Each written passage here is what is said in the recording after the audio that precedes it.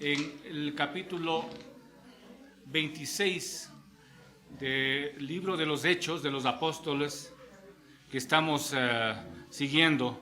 Entonces, Hechos capítulo 26, versículos del 1 al 32. Dice así: Entonces Agripa dijo a Pablo: ¿se te permite hablar por ti mismo? Pablo entonces, extendiendo la mano, comenzó así su defensa.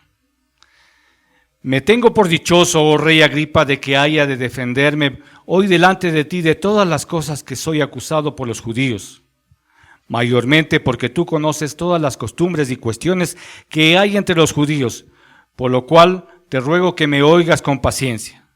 Mi vida, pues desde mi juventud, la cual desde el principio pasé en mi nación, en Jerusalén, la conocen todos los judíos, los cuales también saben que yo desde el principio, si quieren testificarlo, conforme a la más rigurosa secta de nuestra religión, viví fariseo. Y ahora, por la esperanza de la promesa que hizo Dios a nuestros padres, soy llamado a juicio. Promesa cuyo cumplimiento esperan que han de alcanzar nuestras 12 tribus, sirviendo constantemente a Dios de día y de noche. Por esta esperanza, oh rey Agripa, soy acusado por los judíos, que se juzga entre vosotros cosa increíble, que Dios resucite de los muertos. Yo ciertamente había creído mi deber hacer muchas cosas contra el nombre de Jesús de Nazaret, por lo cual también hice en Jerusalén, yo encerré en cárceles a muchos de los santos, habiendo recibido poderes de los principales sacerdotes, y cuando los mataron, yo di mi voto, y muchas veces castigándolos en todas las sinagogas los forcé a blasfemar, y enfurecido sobremanera contra ellos, los perseguí hasta las ciudades extranjeras. Ocupado en esto, iba yo a Damasco con poderes y en comisión de los principales sacerdotes, cuando a mediodía, oh rey, yendo por el camino, vi una luz desde el cielo que sobrepasaba el resplandor del sol, la cual me rodeó a mí y a los que iban conmigo, y habiendo caído, Todos en tierra oí una voz que me hablaba y decía en lengua hebrea: Saulo, Saulo, ¿por qué me persigues? Dura cosa te es dar coces contra el aguijón. Yo entonces dije: ¿Quién eres, Señor? Y el Señor dijo: Yo soy Jesús, a quien tú persigues. Pero levántate y ponte sobre tus pies, porque para esto he aparecido a ti, para ponerte por ministro y testigo de las cosas que has visto y aquellas en las que apareceré a ti, librándote de tu pueblo y de los gentiles, a quienes ahora te envío, para que abras los ojos, para que se conviertan de las tinieblas a la luz y de la potestad de Satanás a Dios, para que reciban por la fe que es en mí perdón de pecados y herencia entre los santificados. Por lo cual, oh rey Agripa, no fui rebelde a la visión celestial, sino que anuncié primeramente a los que están en Damasco y en Jerusalén, y por la tierra de Judea, y a los gentiles que se arrepintiesen y se convirtiesen a Dios, haciendo obras dignas de arrepentimiento. Por causa de esto, los judíos, prendiéndome en el templo, intentaron matarme. Pero habiendo obtenido auxilio de Dios, persevero hasta el día de hoy, dando testimonio a pequeños y a grandes, no diciendo nada fuera de las cosas de los profetas y Moisés dijeron que habían de suceder, y que Moisés dijeron que había de suceder. Que el Cristo había de padecer y ser el primero de la resurrección de los muertos, para anunciar la luz al pueblo y a los gentiles. Diciendo él estas cosas en su defensa, Festo a gran voz dijo: Estás loco, Pablo, las muchas letras te vuelven loco. Mas él dijo: No estoy loco, excelentísimo Festo, sino que hablo palabras de verdad y de cordura, pues el rey sabe estas cosas, delante de quien también hablo con confianza, porque no pienso que ignora nada de esto, pues no se ha hecho esto en algún rincón. ¿Crees, oh rey Agripa, a los profetas? Yo sé que crees. Entonces Agripa dijo a Pablo: Por poco me persuades a ser cristiano. Y Pablo dijo: Quisiera Dios, por poco o por mucho, no solamente tú, sino también todos los que hoy me oyen, fuisteis hechos tales cual soy, excepto estas cadenas. Cuando había dicho estas cosas, se levantó el rey y el gobernador y Berenice, y los que habían estado con ellos, y cuando se retiraron aparte, hablaban entre sí diciendo: Ninguna cosa digna de muerte ni de prisión ha hecho este hombre. Y Agripa dijo a Festo: ¿Podía este hombre ser puesto en libertad si no fuera apelado a César? Vamos a orar. Mi Señor, tú tienes en tu palabra toda la escritura necesaria para que entendamos, Señor. Y ahora, en esta porción que hemos leído, Señor, dame el testimonio de nuestro hermano Pablo a la gente, digamos, que en ese tiempo le pretendía, Señor, a juzgar. Y nosotros sabemos que tú tienes el mismo camino para nosotros, Señor. También hay gente que quiere juzgarnos, hay gente que quiere ridiculizarnos, que quiere, Señor, dañarnos, pero tú eres más poderoso. Si alguien se levanta con poder, tú eres doblemente, triplemente poderoso. Tú eres el soberano de todo. Gracias, Señor, por tu amor y tu misericordia.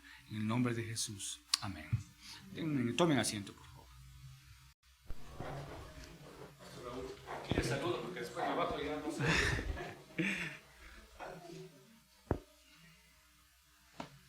Buenos días, hermanos. ¿Cómo están? Bueno, para iniciar, no, todos los ancianos me han presentado, pero yo tampoco no me he presentado, ¿no? Y bueno, quisiéramos, en primer lugar, presentarnos bien con mi esposa, ya oficialmente aquí en la iglesia.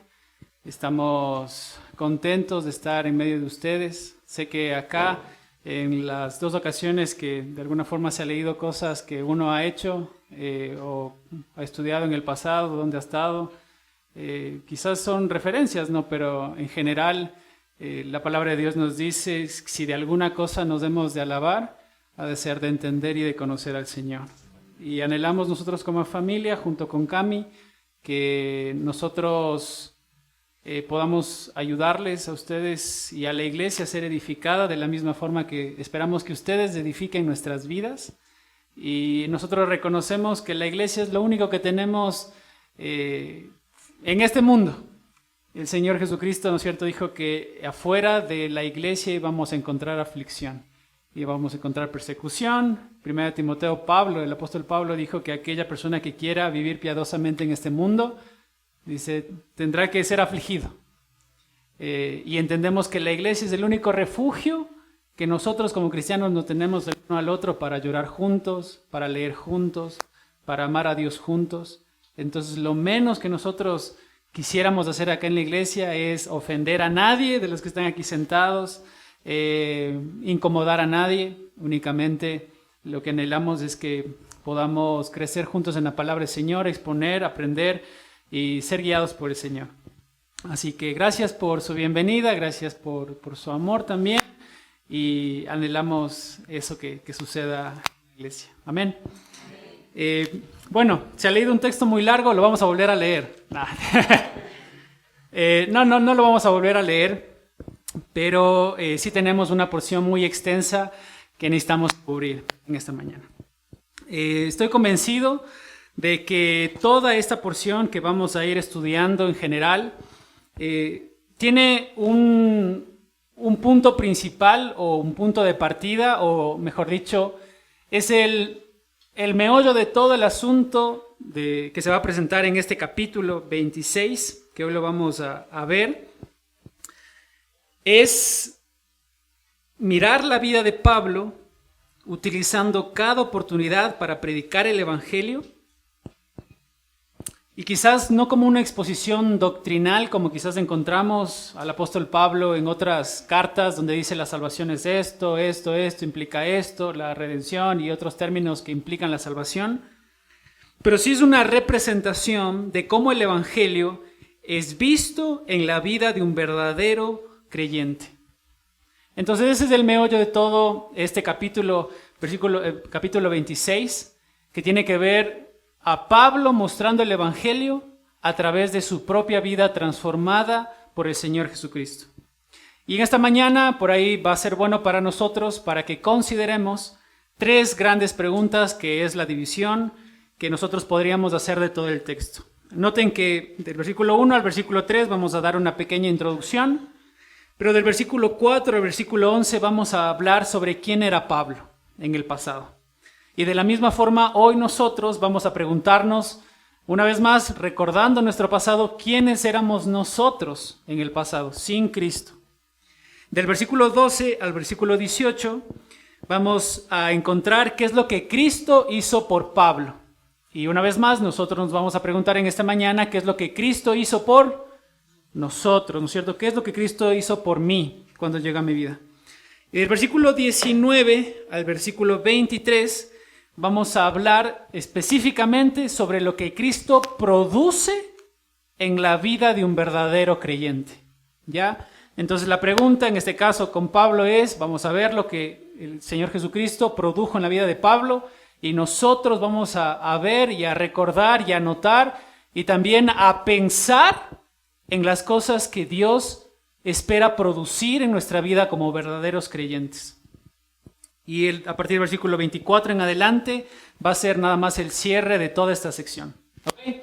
Así que vamos a iniciar a partir de la introducción y vamos a conocer a dos personajes. Como la vez anterior, así presentamos a Félix y presentamos a Drusila. En esta ocasión vamos a presentar a los reyes que van a escuchar esta predicación del apóstol Pablo junto con Festo y junto con otros también designatarios que estaban en ese lugar. ¿Y cuál era uno de ellos que ya nos pudo compartir también el anciano Lenin el anterior fin de semana? Era Agripa II, ¿no es cierto? Y ya habíamos visto la anterior semana que este Agripa II pertenecía a una ascendencia de la familia herodiana, ¿sí? Entonces estamos hablando de que este era conocido como Herodes Agripa II, de la familia de Herodes. Habíamos dicho algunos datos. Obviamente este hijo era hijo de Herodes I, porque este era segundo. Su padre Agripa fue el encargado, como ya lo dijimos también la semana pasada, de matar a Santiago. Y estudiamos en el libro de Hechos cómo fue la muerte de Santiago. ¿No es cierto? Él mató a Santiago, él encarceló a Pedro y encontró un final prematuro para su vida siendo comido por gusanos al no darle la gloria a Dios, que también lo vimos registrado en el libro de Hechos. ¿Se acuerdan de ese pasaje? Es Herodes, ese era el padre de Agripa II. A la vez también habíamos dicho que este Herodes II tenía al hermano de su abuelo, que era llamado Herodes Agripa, y que fue el encargado de ejecutar la muerte de Juan el Bautista. Juan el Bautista. ¿Y por qué hubo la muerte de Juan el Bautista? Porque obviamente este Herodes Antipas vivía con la esposa de su hermano. Y después tenemos mucho más atrás a su tatarabuelo, que fue Herodes el Grande, quien fue el que mandó asesinar a los niños cuando los magos de Oriente, los sabios de Oriente vinieron y estaban buscando al rey de los judíos, y este Herodes el Grande entonces mandó a destruir a todos los niños que habían nacido en ese entonces. Entonces estamos aquí hablando una vez más de un personaje, ya no vamos a decir una joyita, aunque una joyota, de un personaje sanguinario y de un personaje que tenía todo un trasfondo de crueldad y un trasfondo de familias que negaban la existencia de que pueda haber un movimiento llamado cristianismo, comenzando con el Señor Jesucristo. ¿Ok? Porque Herodes el Grande lo quiso matar, y después la predicación de Juan el Bautista y ir en contra del ministerio del Señor Jesús con este Herodes Antipas. Así que él pertenecía a esta familia. Recibió algunos territorios para gobernar y ostentaba el título de rey de los judíos, este Herodes Agripa II. Se consideraba una persona versada en la ley, se consideraba un hombre experto en todas las cuestiones judías, como le dice en el versículo 3. Pablo estaba contento o bienaventurado o dichoso de expresar su defensa delante de él, porque él conocía, versículo 3, todas las costumbres y cuestiones que hay entre los judíos, y por eso le decía a él que lo escuche pacientemente. De manera que era una persona de este tipo.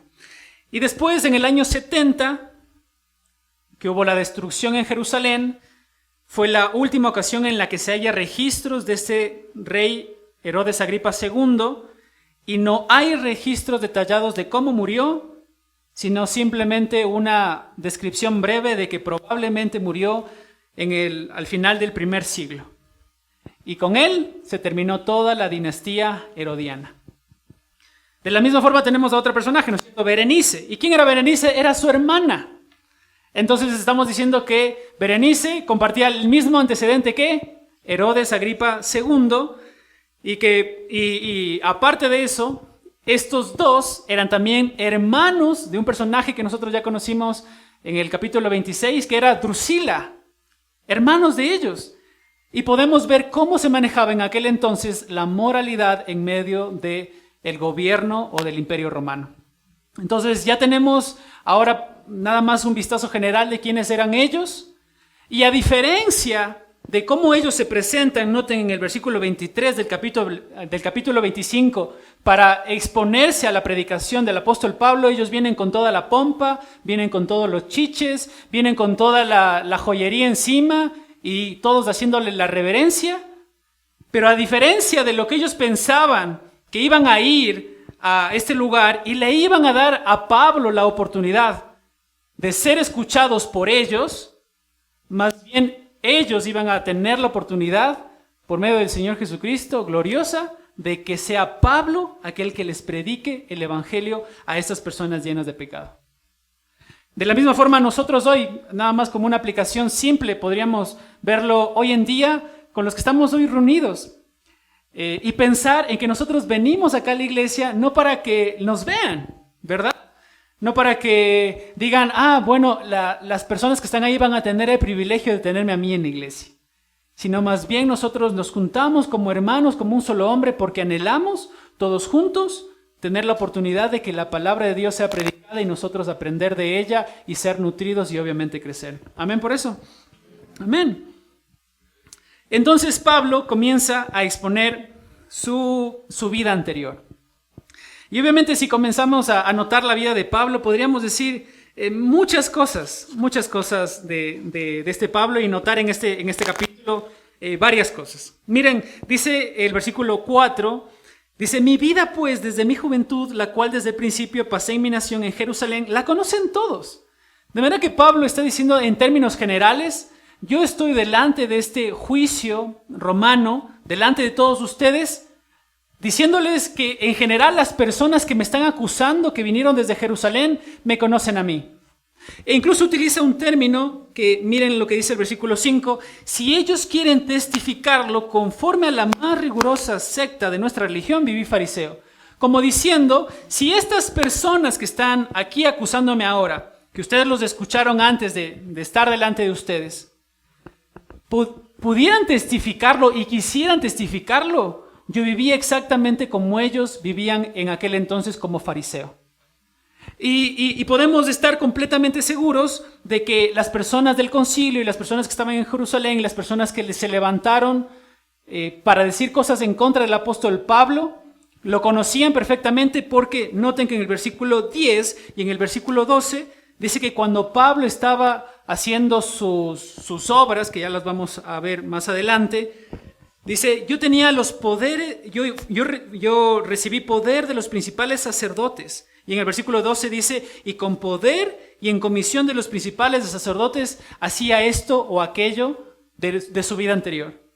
Entonces, no podríamos ponerlo así.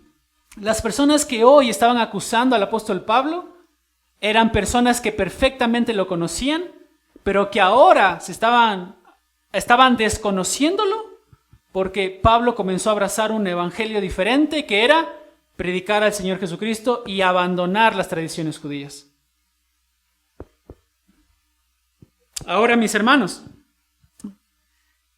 Pablo pertenecía como ya vemos acá, a una de las sectas más rigurosas de aquel entonces, que eran los fariseos. ¿Y quiénes eran los fariseos, hermanos? Eran aquellos, según palabras de Flavio Josefo, que es un historiador del primer siglo, dice que eran aquellos que con más firmeza o con más intencionalidad buscaban cumplir la ley que ellos tenían o que ellos con la que ellos se regían, la ley, el Torá. Y lo procuraban hacerlo fielmente. Y Pablo dice acá, yo pertenecía a ese lugar donde éramos celosos de la ley. Y obviamente nosotros, al leer el Nuevo Testamento, conocemos muchos de estos fariseos, y muchos de esos fariseos, ¿cómo eran? Eran sepulcros blanqueados, eran personas que aparentaban piedad, pero no lo eran. Pero si nosotros pensamos ahora en la vida del apóstol Pablo, y cuando él dice en otras porciones del Evangelio, como en Gálatas capítulo 1, versículo 14, que él aventajaba a muchos en su nación, siendo mucho más celoso de las tradiciones de los judíos, nos damos a entender que Pablo no era un fariseo más, un fariseo que simplemente era un sepulcro blanqueado, sino alguien que verdaderamente anhelaba cumplir la ley de Dios con su vida. Si nosotros podríamos dar varias características de Pablo, podríamos decir muchas de ellas, ¿no es cierto? Como por ejemplo que él fue celoso de la ley que él procuraba abrazar. Podríamos decir que en otra ocasión en Filipenses dice que él era irreprensible en cuanto a la ley. Nadie podría levantarse y decir alguna cosa en contra de Pablo si nos basamos en la ley de los judíos. Y conforme a ese celo que Pablo tenía hacia su religión y hacia esa irreprensibilidad que él tenía, dice que él fue el encargado en el pasado, versículo 10, de encerrar en cárceles a muchos santos. ¿Quién más era Pablo? Consintió la muerte de muchos cristianos, versículo 10. Y cuando Pablo dice ahí la frase, di yo mi voto, lo que se podría traducir mejor, o la traducción mejor, quizás ustedes ya lo vieron en las anteriores porciones donde Pablo cuenta su testimonio, es, yo lancé mi piedra. Lo que Pablo está diciendo entonces acá puede ser entendido de dos formas. Que cuando Pablo estaba consintiendo en la muerte de otros cristianos, literalmente Pablo tenía una piedra en su mano y antes de que comience la lapidación era el primero en lanzar y después todos lanzaban. O en segundo lugar, Pablo era el que daba la orden y consentía en medio de todo el concilio de que una persona sea lapidada. Yo lancé mi piedra, ese era Pablo. Encerré en cárceles a muchos santos, consentí la muerte de cristianos, era un cómplice de asesinato, y no solamente un cómplice de asesinato de un asesino, sino también era un verdadero criminal, un verdadero asesino, porque con premeditación y con intención su propósito era acabar con el cristianismo. ¿Qué más podríamos decir del anterior? Saulo, que él castigó a muchos cristianos en su pasado. Note que en el versículo 11 dice que llegó a tal punto Saulo de torturar a muchos creyentes a tal punto de hacer que estos creyentes blasfemen el nombre de Dios. Y yo les pregunto a ustedes en esta mañana, hermanos, por ejemplo, si en aquel entonces, ¿no?, y hoy estuviera todavía viviendo el anterior Saulo de Tarso y entrase por acá a la iglesia y nos agarrase a nosotros, a cada uno de nosotros personalmente, para torturarnos, pongámonos a pensar en cuál fue la magnitud de la crueldad con la que Pablo hacía este tipo de cosas en su celo, entre comillas, hacia Dios, para torturar a la gente. Imagínense en que hoy entrase, nos tomase a nosotros y nos comenzase a sacar uña por uña. Si a veces un pequeño lastimado nos duele en la uña, ¿no es cierto? Cuando molesta, nos sacamos de ahí algo y nos molesta, que nos saquen una uña por uña. O que nos corten a nosotros dedo por dedo. Hasta esperar que nosotros blasfememos o digamos cosas como no creo en el Señor Jesucristo. O ya, listo, perfecto, te doy toda la razón y los cristianos no son nada y comenzar a decir cosas en contra del cristianismo. Ahora, pensemos en nosotros, si estuviéramos en la misma condición y si Pablo estuviera acá y haría exactamente lo mismo con nosotros, hermanos. Un torturador. ¿Y hasta qué punto habría tenido que llegar Pablo para que estos buenos cristianos de aquel entonces, o hasta qué punto nosotros podríamos haber llegado que ya nos descuarticen? No estamos justificando obviamente que alguien blasfeme el nombre de Dios, pero hasta qué punto hubiésemos incluso nosotros llegado en la tortura para no decir nada en contra de nuestro Dios. Y ese era Pablo. Ese era Pablo. Y todo esto lo hizo, dice el capítulo 8, versículo 3, sin distinción de sexos. Así que no es que los que eran hombres eran los más torturados a las mujeres, no, por igual. Hombres y mujeres eran tratados por igual por el antiguo Saulo de Tarso y eran torturados. Ahora, mis hermanos, tenemos el ejemplo de quién era el apóstol Pablo y podríamos decir muchas otras cosas más que quizás podrían venir a nuestra memoria de quién él era. Pero podríamos tomar su propia vida para pensar en nosotros y en la audiencia que hoy estamos compartiendo este mensaje. Y en primer lugar podemos notar o podemos hablar de un grupo de personas que incluso puede estar aquí sentada, que al igual que Pablo, en su pasado era maestro de maestros. Porque ¿quién era Pablo? Era un hombre instruido, era un maestro, era un hombre culto, un hombre celoso, un hombre irreprensible, un hombre riguroso, un hombre piadoso. Y quizás nosotros en el pasado salgamos de un contexto sin tener a Cristo, de ser el mejor profesional quizás en la carrera que nosotros hayamos estudiado, o el mejor en el oficio que nosotros hayamos tenido. Y ser como Pablo, tener todos los títulos allí puestos, como en Filipenses también el apóstol Pablo habla en el capítulo 3, y yo era fariseo de fariseos, era de la tribu de Benjamín, era circuncidado al octavo día, y todas las cosas, nuestros títulos en la pared pegados, pero sin Cristo. ¿Y cómo estábamos nosotros, hermanos, en nuestra vida sin Cristo? Por más que nosotros pertenecíamos por ahí a la mejor clase social, a la mejor, haber estudiado en los mejores lugares, o haber estado en la mejor, en este caso de Pablo, en la mejor iglesia, en la mejor religión del mundo, pero sin tener a Cristo. ¿Cómo estábamos nosotros con nuestra vida, hermanos? perdidos, vacíos, con un gran y profundo vacío en nuestro corazón. Así estábamos nosotros. Quizás si tú vienes de ese contexto académico o por ahí, de alguien que dijo en su vida, ¿no es cierto? No es que yo no hago mal a nadie. Yo nunca me he embriagado. No, eso del evangelio que puede cambiar vidas únicamente es para las personas alcohólicas, es para los drogadictos, es para los asesinos. Pero yo soy una buena persona. Y quizás antes nosotros hayamos salido del moralismo, de considerarnos buenos. Pero ¿saben qué, mis hermanos? La Biblia no nos llama a nosotros a ser buenos moralistas, sino buenos cristianos. Primero ser cristianos y después a ser unos buenos cristianos, no ser buenos moralistas. Y para ser un buen cristiano necesitamos una obra transformadora en nuestro corazón a través de la obra de Cristo. Así que, habiendo estado en la misma condición de Pablo, nosotros en el pasado estábamos sin Dios, sin Cristo y sin nada.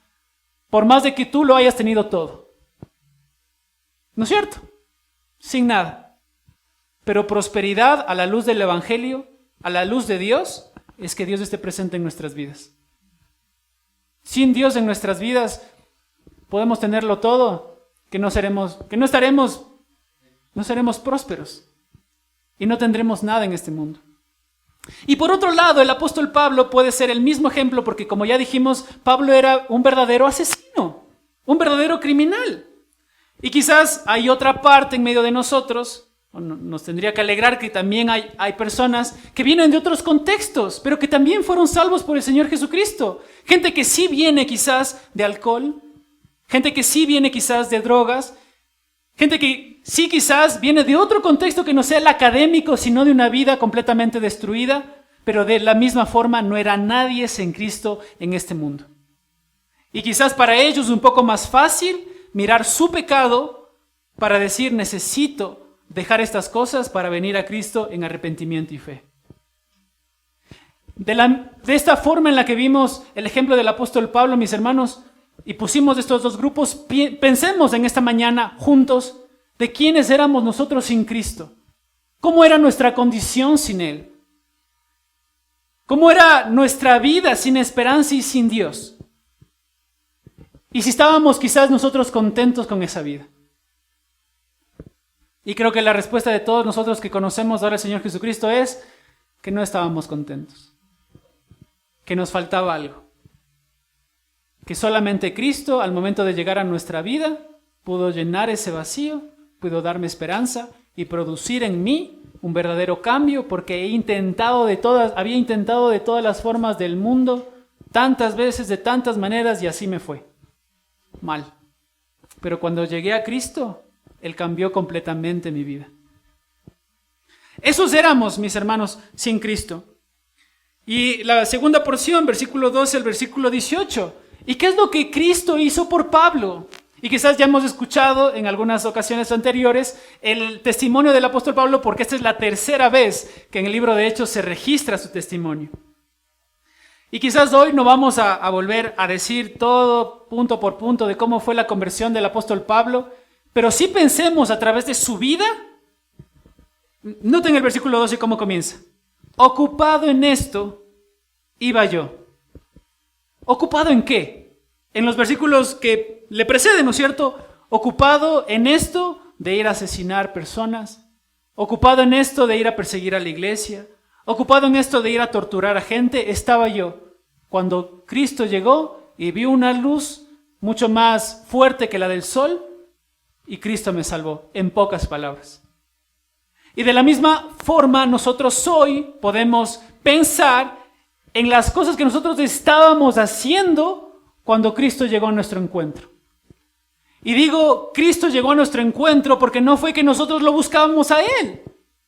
Porque la Biblia dice en Romanos capítulo 3, versículo 10, que no hay justo ni aun uno, no hay quien entienda, no hay quien busque a Dios, todos se desviaron, a unas se hicieron inútiles, no hay quien haga lo bueno, ni siquiera uno, no hay nadie que busque a Dios. Entonces no es que nosotros estábamos en nuestra vida tratando de buscar a Dios, ¿dónde estará Dios? ¿Estará debajo de esta nube? De ninguna forma odiábamos a Dios nosotros. No queríamos saber nada de Dios, quizás sea la experiencia de muchos de ustedes antes. Si alguien venía con el evangelio a su casa, no querían saber absolutamente nada. Y mientras ocupados estábamos en eso, Dios vino a nuestro encuentro. Y Dios vino a nosotros. Y Dios vino a extendernos su mano de reconciliación para que se cumpla lo que dice acá, para abrirnos los ojos, versículo 18, para convertirnos de las tinieblas a la luz, de la potestad, para cambiarnos del reino de la potestad de este mundo de Satanás y ser trasladados al reino de su amado Hijo en quien tenemos redención por su sangre, Cristo. Y yo quiero que pienses, mi hermano, en tu salvación y cómo fue que Dios te dio a ti salvación. Una vez más estamos recapitulando todo este texto que estamos ahora revisando. Estamos viendo el ejemplo de una persona transformada por el Señor Jesucristo y de cómo nosotros podemos también recordar el momento en que nosotros vinimos a Dios y exaltar de vuelta el nombre de Dios por la obra que Él ha hecho en nosotros. Ahora, hermanos, quizás nosotros, cuando Cristo llegó a nuestra vida, estábamos como Pablo, dando coces contra el aguijón. ¿Y qué es dar coces contra el aguijón? El aguijón es, del que se nombra acá, es una vara utilizada en aquel tiempo con una punta en uno de sus extremos y que era utilizada para arriar el ganado. Y lo que está diciendo aquí, en pocas palabras, Pablo, tú estabas solito, dándote en contra de esa punta que yo estaba tratando de utilizar para guiar tu camino, porque era celoso. Recuerdan que él era celoso de la religión judía, pero no entendía la esencia de los profetas, de la ley. Y te estabas golpeando solo. Y ahora vengo a tu encuentro para cambiar eso y abrirte los ojos. Y mis hermanos, yo les pregunto acá que quizás esa era nuestra condición antes.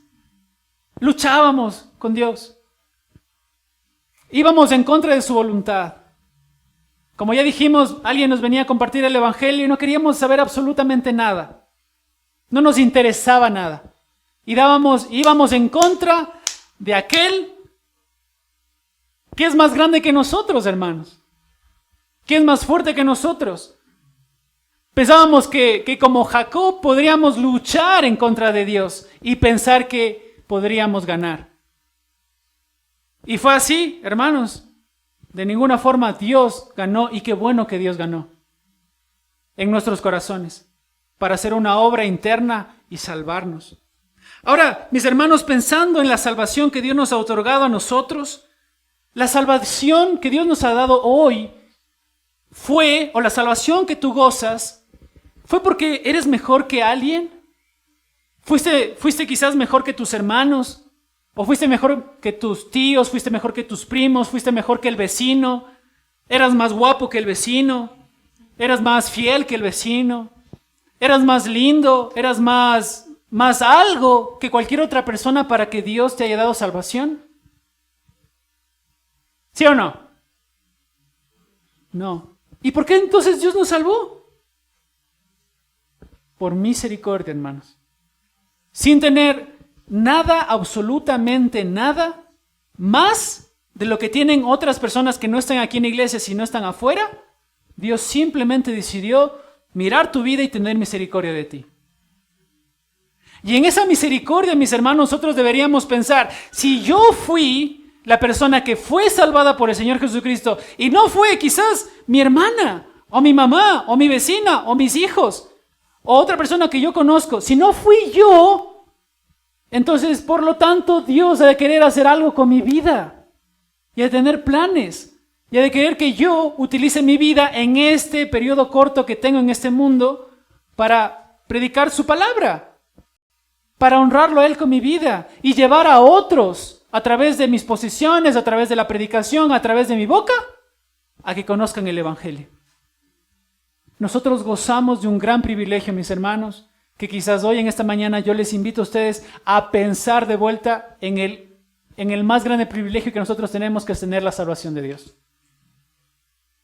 Y que no lo merecíamos, no hicimos absolutamente nada, sino que únicamente fuimos por la gracia de Dios vistos, y Dios dijo, saquémoslo de allí, tengamos misericordia. Estos dos puntos grandes los hemos pasado volando, ¿no es cierto? Porque hay muchas cosas que decir, pero me gustaría que nos centremos, mis hermanos, en el tercer punto de este mensaje, en la tercera división que ya dijimos que íbamos a ver. Y es del versículo 19 al versículo 23, en lo que Cristo produjo en la vida de Pablo. Y me quiero quedar con la frase última del versículo 20 que dice: sino que anuncié primeramente a los que están en Damasco y Jerusalén y por toda la tierra de Judea y a los gentiles que se arrepintiesen y se conviertan a Dios, haciendo obras dignas de arrepentimiento. De alguna forma también nos da implícitamente a entender a nosotros que así como Pablo predicaba el evangelio a estos otros hermanos para que se conviertan y vengan a Cristo, Dios había primero producido en la vida de Pablo frutos dignos de arrepentimiento, que era lo mismo que Pablo llamaba a hacer a los verdaderos cristianos. Y yo les pregunto a ustedes, mis hermanos, en esta mañana, una vez más, ¿qué significa hacer frutos dignos de arrepentimiento? ¿Qué es hacer frutos dignos de arrepentimiento? Y para eso vamos a abrir rapidito ahí en Lucas. Por favor, vayamos ahí con Lucas. No se duerman. Si alguien está durmiendo, pégale un codazo. No le dé una cachetada. Un codacito ahí nada más para que se despierte. Dios te quiere hablar, dígale. ¿Y qué significa ahí? Lucas capítulo 3, versículo 3. ¿Qué significa, hermanos, hacer obras dignas de arrepentimiento? Pensemos en esto. Y miren cómo responde uno de los mayores ejemplos de lo que significa hacer obras dignas de arrepentimiento, Juan el Bautista. Dice: y él, quien, Juan el Bautista, fue por toda la región contigua al Jordán, predicando el bautismo de arrepentimiento para perdón de pecados. Versículo 7. Y decía a las multitudes que salían para ser bautizadas por él: oh generación de víboras, ¿quién os enseñó a huir de la ira venidera? Haced pues frutos dignos de arrepentimiento. Y no comencéis a decir delante de vosotros mismos: tenemos a Abraham por padre, porque yo os digo que Dios puede levantar hijos a Abraham aún de estas piedras. Versículo 10. Y la gente se preguntaba diciendo: ¿qué haremos?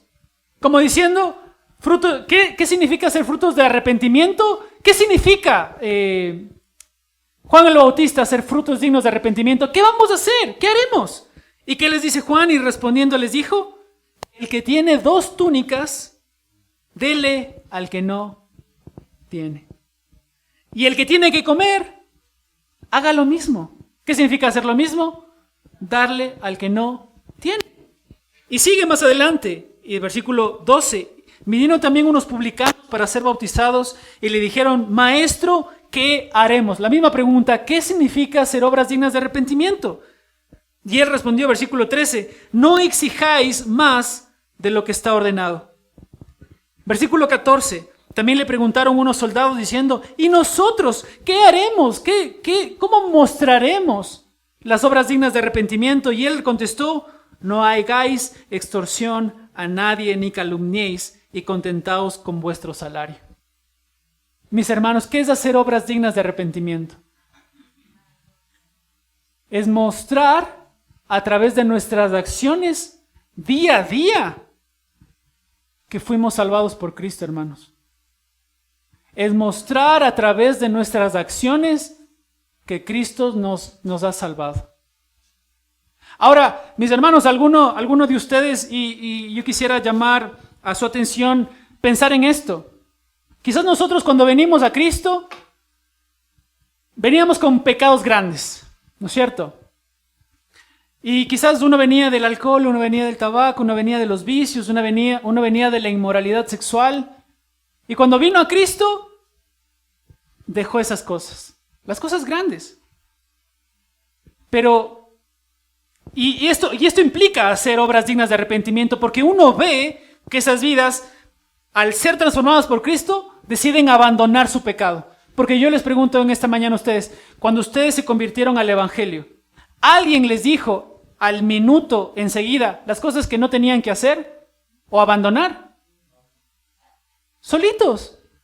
Solitos comenzamos, nos dimos cuenta de nuestro pecado, abrimos nuestros ojos y comenzamos a abandonar las cosas que teníamos que abandonar, ¿o no?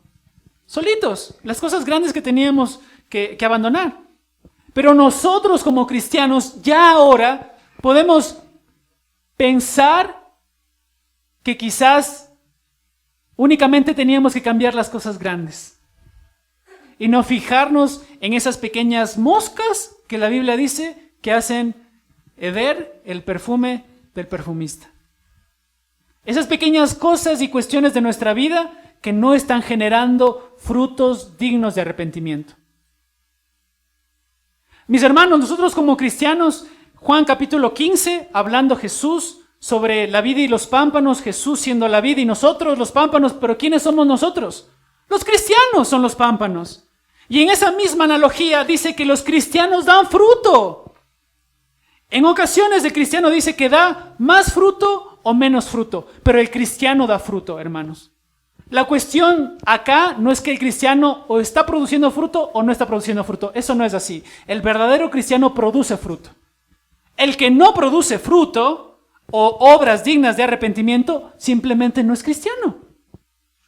Pero el verdadero cristiano produce fruto.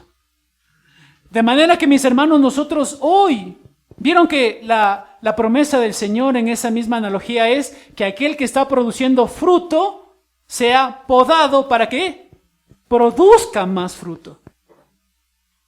Y nosotros deberíamos ser intencionales como cristianos, mis hermanos. Si ya hemos dado obras dignas de arrepentimiento en nuestras obras grandes que teníamos que rechazar de nuestra vida pasada, ahora fijarnos minuciosamente en aquellas cosas pequeñas de las cuales también nosotros tenemos que arrepentirnos y decirle al Señor que nos ayude para producir cosas mejores. Y yo les ponía ejemplos. Mis hermanos, quizás pensar en cristianos que por ahí dicen, afirman ser cristianos, pero su carácter sigue siendo un carácter podrido. Hermanos, unos cristianos que dicen ser cristianos y todavía tienen la boca suelta. La segunda carta de Timoteo utiliza una palabra allí. Si vamos un ratito, la segunda de Timoteo, capítulo 3, versículo 3, dice que en los postreros días, y comienza a dar las características de las personas que habrán en los postreros días, personas amadoras de sí mismos que no son creyentes, y utiliza una palabra, intemperantes. ¿Y saben lo que significa intemperantes? Significa personas que no tienen inhibición. Es decir, personas que comienzan, agarraron su enojo y sacan todo el arsenal de su boca. ¿Y dices que eres creyente? ¿Y dices que Cristo cambió tu carácter? Ese carácter debe ser transformado, hermanos. Y si nosotros nos jactamos o decimos, no, mis hermanos, no es que mi carácter es así. Ya estoy grande, ya estoy viejo y no, ya, ¿qué me van a cambiar así?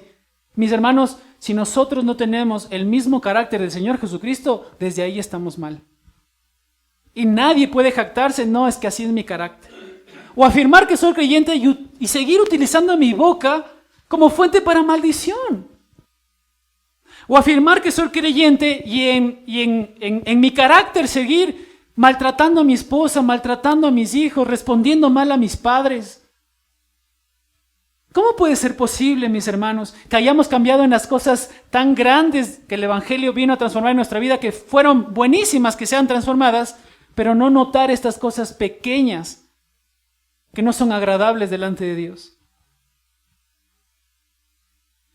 Si podríamos poner ejemplos de profesiones, ¿no es cierto? ¿Qué significaría hacer obras dignas de arrepentimiento en la vida de un taxista que altera o adultera el taxímetro? ¿Qué sería obras dignas de arrepentimiento? Que ya no lo haga más. De la misma forma que si vemos a un juez que era pagado por coimas para que dé un buen veredicto a un lado, para favorecer a un lado, ¿qué tendría que hacer? ¿Qué significa hacer obras dignas de arrepentimiento para ese juez? Dejar de hacerlas, dejar de recibir coimas. De la misma forma que un policía que supuestamente se jacta de que no llega al mes, necesita dejar su pecado de sacarle dinero a las personas y quizás cobrarle sí o sí la multa, pero no él ganando algo, porque se supone que es un verdadero cristiano. O si estoy vendiendo un producto o estoy en el mercado y adultero la balanza para tener un precio favorable a mí, ¿qué tendría que hacer yo si soy un verdadero cristiano? Calibrar la balanza. Y de la misma forma en nuestras áreas, mis hermanos, si eres médico, si eres abogado, si eres arquitecto, si eres una persona, un carpintero, si eres, como ya hablamos, una persona que vende en el mercado, si eres un taxista, si eres un policía, en tu área profesional incluso tienes que tener o mostrar obras dignas de arrepentimiento. Si tienes una empresa, mis hermanos, no puede ser posible que hagas negocios truchos. No puede ser posible, porque esto implica mostrar por medio de mis actos que soy un verdadero cristiano. ¿O no? Obras dignas de arrepentimiento, mis hermanos. Obras dignas de arrepentimiento. Podemos pensar incluso en nuestra familia, en cómo la tratamos. Venimos a Cristo y todavía con mi mujer, cuando tenemos algún problema, huyo, me voy. No trato el problema, no converso con él, ni siquiera nos pedimos perdón. Simplemente dejamos pasar el tiempo y asumimos que ya pasó la ofensa. ¿Debería ser así? El problema, mis hermanos, es, una vez más, cuando nosotros afirmando ser creyentes, no estamos produciendo ningún fruto. Y piensa en tu vida, mi hermano. ¿Te cuesta todavía el pecado? ¿Te deleitas todavía en vivir en inmoralidad? ¿Te deleitas todavía en los placeres que te da por ahí cualquier persona o cualquier estímulo o cualquier vicio? ¿Te sigues disfrutando de esas cosas? ¿No te nace orar? ¿No te nace leer la Biblia? ¿No te nace tener comunión con los hermanos? Probablemente, mi hermano, no seas un creyente. No seas un creyente. Porque el verdadero creyente produce fruto. Y eso no es cuestionable. Producimos sí o sí fruto. Porque miren lo que dice 1 Corintios capítulo 6. ¿No sabéis que los injustos no heredarán, versículo 9, no heredarán el reino de Dios? No erréis, ni los fornicarios, ni los idólatras, ni los adúlteros, ni los afeminados, ni los borrachos, ni los que se acuestan con los varones, ni los ladrones, ni los avaros, ni los borrachos, ni los maldicientes, ni los estafadores heredarán el reino de Dios. Y esto, agrega el versículo 11, erais en el pasado algunos, mas ya habéis sido lavados, habéis sido santificados, habéis sido justificados en el nombre de nuestro Señor Jesús y por el Espíritu de nuestro Dios. Y aquella persona que no vive, miren, abran sus Biblias en 1 de Juan, capítulo 1, que afirma que es creyente y no ha cambiado nada en su vida. Juan dice así, ese es el mensaje que hemos oído de él y os anunciamos, versículo 5 del capítulo 1, Dios es luz y no hay ningunas tinieblas en él. Si decimos que somos cristianos, que venimos a la iglesia, que amamos a Dios, que tenemos comunión con Dios y andamos, la palabra allí es peripateo, es decir, que mi vida es constantemente vivir en el pecado y seguimos así, mentimos y no practicamos la verdad. Y más abajo dice, y no le conocemos. A Él.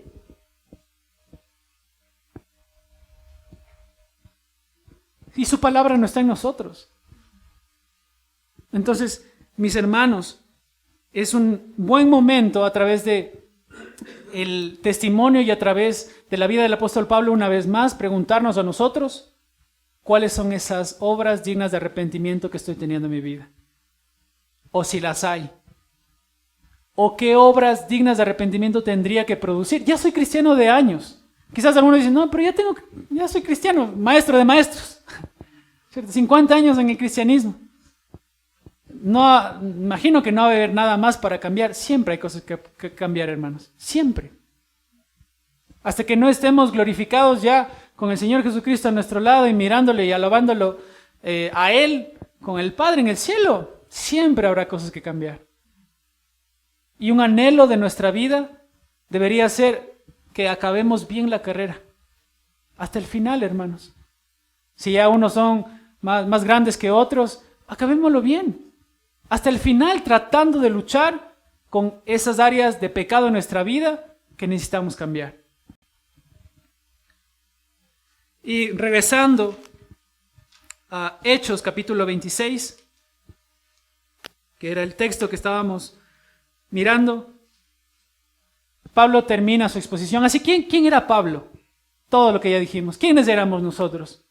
Una vez más pensemos en quiénes éramos. ¿Cómo vino la salvación de Dios en nuestras vidas? ¿Qué es lo que Cristo hizo? La grande obra que Él hizo por nosotros. Nos salvó. Nos amó. ¿Y qué es lo que Cristo quiere producir en la vida de nosotros? Oyendo todas estas cosas, podemos, incluso utilizando este mensaje, incluso nuestras propias vidas, así como lo está utilizando Pablo acá para predicar el Evangelio, podemos encontrarnos con gente que reciba el Evangelio de estas dos formas, ¿no? Como Festo, eres un loco. Porque la Biblia dice en 1 Corintios que para los que no creen, el Evangelio es locura. Y por ahí nos topamos con gente que, ok, estás loco. ¿Cómo puedes decir ahora, Pablo, que si nosotros, como imperio romano, enterramos a un muerto llamado Jesús, ¿cómo puede decir ahora que está vivo? Y aparte que está vivo, que Él es aquel que cumple todas las promesas que se hicieron a los profetas y que ahora debemos seguirle a Él. Estás loco. Obviamente porque el Evangelio es locura para algunos. Pero podemos también toparnos con la actitud de otros dudosos, como lo fue Agripa. Y quizás noten que Pablo fue astuto cuando le dice en el versículo 27, ¿crees, oh rey Agripa, a los profetas? Ya conocemos el contexto de Herodes Agripa, ¿no es cierto? Y conocemos que él también tenía un trasfondo judío e incluso era llamado uno de los... era conocido como una persona académica en cuanto a las costumbres judías, como ya lo vimos, ¿no es cierto? Ahora, noten lo que le dice Pablo acá. ¿Crees, oh rey Agripa, a los profetas? Y lo sutil que fue Pablo al responder por Agripa y decirle, yo sé que crees. ¿Qué hubiese pasado si Pablo únicamente le hubiese dejado la pregunta? ¿Crees, oh rey Agripa, en los profetas? De seguro que sí creía, pero si se quedaba callado, ¿qué iba a pasar? Una vergüenza que no pueda responderle a una persona que está en cadenas y presentando un discurso delante de él. Y si decía que sí creía, se ponía del lado de los cristianos y de la misma forma una vergüenza, porque en aquel entonces ser cristiano era causa de persecución y de vergüenza. Pero Pablo ingeniosamente responde por él.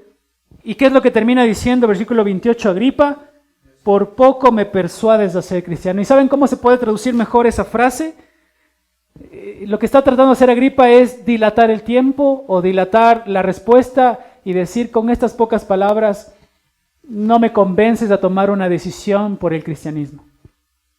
Y lo que simplemente estaba haciendo Agripa era no responder a una verdad contundente presentada a su vida de que Cristo es la persona que puede transformarlo a él y puede cambiar toda su vida de pecado que ya dijimos en la introducción, junto con su hermana y todos los gobernantes que estaban llenos de pecado en el Imperio Romano. Pero podemos encontrarnos con gente que aunque entiende mentalmente, lógicamente el Evangelio, simplemente no viene a Cristo. ¿Y cuál es nuestro ánimo, hermanos? Lo que dijo el apóstol Pablo en el versículo 29. Quisiera Dios que por poco o por mucho, no solamente tú, sino también todos los que me oyen, fuesen hechos tal cual yo soy. ¿Y qué significa eso? Tal cual yo soy. Una persona encarcelada, una persona perseguida, una persona que es rechazada, pero que tiene absolutamente todo lo necesario para esta vida, para transitar esta vida, que es Cristo. Mis hermanos, una vez más, este mensaje por ahí no fue versículo por versículo, ir viendo todas las cuestiones, si no nos hubiéramos tardado más, unas 2 horas acá, pero pensemos una vez más, ¿quiénes éramos, hermanos, antes de venir a Cristo? Éramos unos desgraciados. ¿Y qué es lo que Cristo hizo por nosotros? Nos salvó de lo más profundo que estábamos metidos en ese hoyo. Y anhela que nosotros produzcamos frutos dignos de arrepentimiento. Amén. Oremos al Señor. Padre, gracias por este día que nos regala. Gracias por darnos la oportunidad de compartir juntos, abrir tu palabra, exponerla, leerla, reflexionar en las cosas que tú has hecho por nosotros, no porque seamos mejores que nadie, no porque tengamos más, seamos diferentes o tengamos algo especial, Señor. Tú nos has dado vida porque decidiste darnos vida.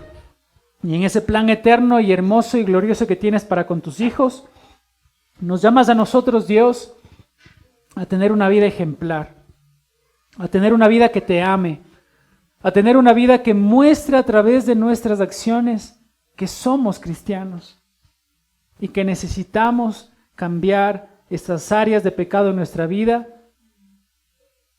que hacen heder ese perfume que queremos que nuestra vida sea para ti, Señor. Te rogamos que nos ayudes a cambiar y en la edad que tengamos cada uno de los que estamos acá, nos ayude, Señor, a serle agradables en todo tiempo.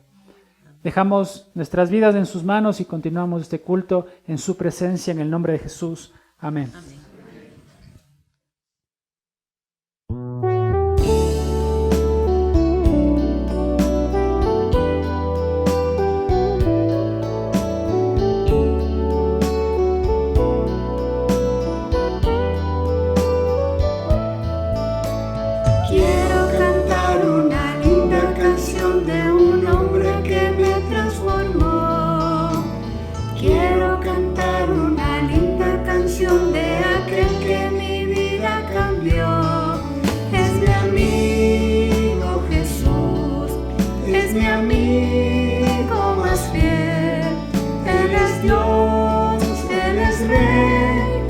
Amor y verdad, solo en Él encontré esa paz que busqué, solo en Él encontré la felicidad.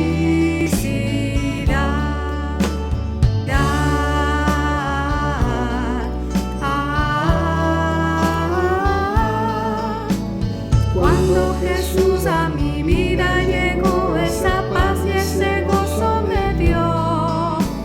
Quiero que sepas que ya tú también puedes gozar de su gran amor. Si creyeres en Él, si le aceptas también, su amor te dará y con Él vivirás como yo. Cantarás esta linda canción y su amor llegará a la humanidad.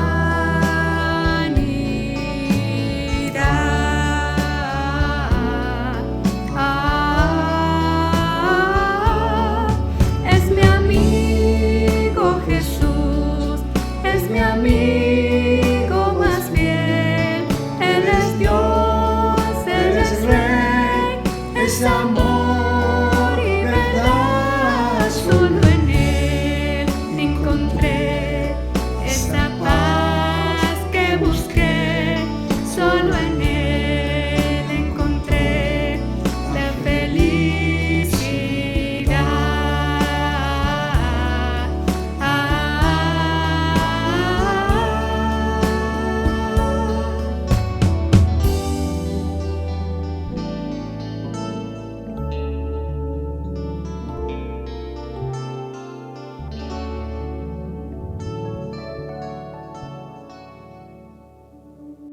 Gracias por participar en esta celebración desde tu hogar.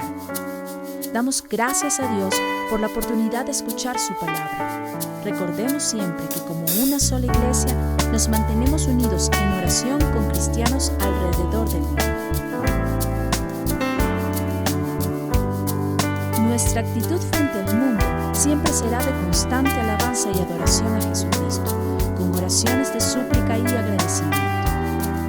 Bendiciones a todos.